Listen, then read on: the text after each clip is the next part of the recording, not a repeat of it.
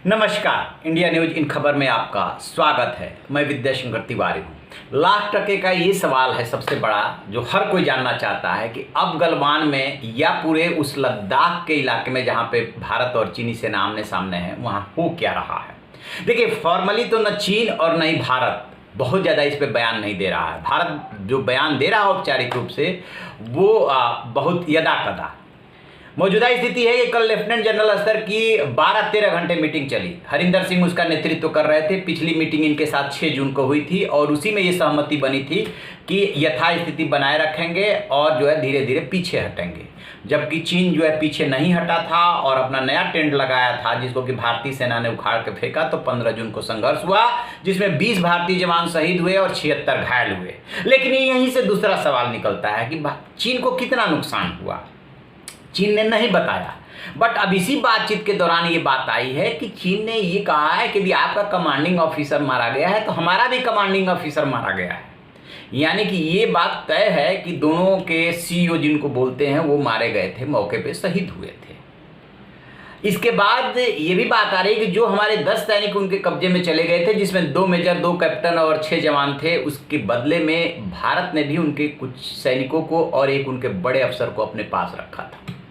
जब 18 तारीख को सहमति बनी तो दोनों पक्ष ने एक दूसरे के सोल्जर्स को छोड़ा था। तो यहां तक तो हिसाब किताब मोर और लेस बराबर है। बट अब यह सवाल उठता है कि चीन के कितने सैनिक मारे गए। इस पे पश्चिमी मीडिया जो रिपोर्टिंग करती है उसने भी अभी तक कोई संख्या को लेकर रिपोर्टिंग नहीं बताई है। जो अनौपचारिक तौर पे खबर आई थी अमेरिका से, वो ये आई थी कि 35 मारे गए। इधर पूर्व सेनाध्यक्ष हैं जनरल बीके सिंह, केंद्र में राज्य मंत्री हैं। उन्होंने कहा था, उन्होंने जो बताया था उसके मुताबिक इससे ज़्यादा मारे गए थे। ज़्यादा से मतलब तो 3 संख्या चल रही है। एक तो कि भारतीयों ने 16 जो है सौंपा था 100 चीनियों का वहाँ पे बॉर्डर पे। दूसरी संख्या चल रही है 20, तीसरी चल रही है 35 और एक संख्या 40 की भी चल रही है। कितने मारे गए थे चीनी, चूंकि चीन ये क्लियर नहीं कर रहा है, इसके बारे में कोई जानकारी नहीं। लेकिन कमांडिंग ऑफिसर के मारे जाने की बात एजेंसी एएनआई के हवाले से भी पुष्ट है और चीन की सेना की तरफ से भी बताया गया है। अब जो जहाँ तक बात कैजुअलिटी की है, तो वहाँ का एक भोंपू अखबार है सरकार का, ग्लोबल टाइम्स, जो ट्विटर पे भी दिन भर एक्टिव रहता है और भारत के खिलाफ दिन भर अनाप शनाप प्रोपेगेंडा फैलाता है कि भारत लड़ेगा तो ऐसे हार जाएगा, वैसे हार जाएगा। जितना वो प्रोपेगेंडा फैला सकता है वो फैलाता है। बट अब उसने नया तर्क दिया है, कितने चीनी सैनिक मारे गए हैं। वो कह रहा है कि यदि चीन जो है इसलिए संख्या को सार्वजनिक नहीं कर रहा है कि यदि सार्वजनिक कर देता है और वो संख्या 20 से कम होती है तो भारत दबाव में आ जाएगा। भारत दबाव में आ जाएगा तो फिर से तनाव बढ़ेगा और चीन तनाव नहीं बढ़ाना चाहता। अब आप बताइए कि ड्रैगन का ये तर्क आपके गले के नीचे से उतर रहा है कि जिस चीन ने भारत की भूमि पे कब्जा किया, बफर जोन में या भारत के क्षेत्र में आकर के बैठ गया, बंकर बना लिया, वो चीन कह रहा है कि हम इसलिए संख्या नहीं बता रहे हैं क्योंकि इससे तनाव बढ़ेगा और चीन तनाव नहीं बढ़ाना चाहता, युद्ध नहीं चाहता है भारत के साथ। तो एक बात तय है कि चीन ने भी बड़ी कीमत चुकाई है। तर्क चाहे वो कुछ भी दे ले, बट हकीकत यही है कि वो बताना नहीं चाहता है, क्योंकि बताएगा तो जो वो महाशक्ति बन के उभर रहा है, दावा कर रहा है कि हम अमेरिका को टक्कर दे रहे हैं, उसकी चेहरे पे काली पुत जाएगी कि आपके इतने सैनिक मारे गए, भारतीय जवान तैयार नहीं थे और आपने तैयार होकर के हमला किया तो इतने जवान मारे गए।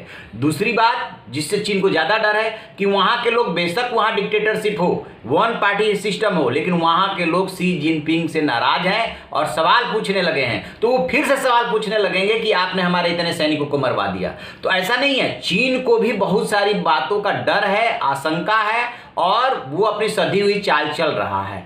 तो एक बात तय मानिए कि दोनों तरफ का नुकसान हुआ है, दोनों देश ने कीमत चुकाई है। इसलिए इस बात का कोई मलाल नहीं है कि सिर्फ हम यही कहें कि नहीं भारत को ज़्यादा नुकसान हो गया, हम नहीं, दूसरे चीन भी कहे भारत को नुकसान हुआ है, लेकिन नुकसान उनको भी है। दूसरी बात, जो भारतीय सैनिकों ने विपरीत परिस्थितियों में लड़ाई लड़ी है, वो काल चक्र के माथे पे इतिहास में साक्षी रहेगा, लिखा जाएगा कि कैसे विपरीत परिस्थितियों में लड़े थे और कैसे एलएसी को क्रॉस करके उनके बड़े अफसर को उठा लाए थे।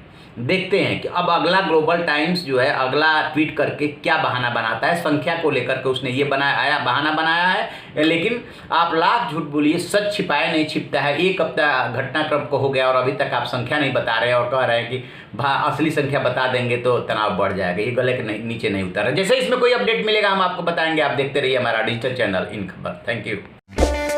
इन खबर चैनल को सब्सक्राइब करें और बेल आइकन दबाना ना भूलें।